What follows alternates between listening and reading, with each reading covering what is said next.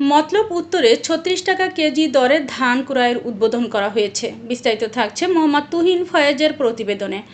সরকারি গুদামে কৃষকের ধান, বাঁচবে কৃষক, বাঁচবে প্রাণ। ধানের দাম পাচ্ছে বেশি, কৃষক এখন অনেক খুশি। এই প্রতিপাদ্যকে সামনে রেখে ৩৬ টাকা কেজি দরে বোরো ধান ক্রয় ও সংগ্রহ শুরু করেছে মতলব উত্তর উপজেলা খাদ্য বিভাগ। মঙ্গলবার ২৭ মে উপজেলা খাদ্য বিভাগের আয়োজনে মতলব উত্তর উপজেলা খাদ্য গুদামে ধান সংগ্রহ কার্যক্রমের শুভ উদ্বোধন করেন উপজেলা নির্বাহী অফিসার ও উপজেলা ধান সংগ্রহ ও মনিটরিং কমিটির সভাপতি মাহমুদা কুলসুম মনি।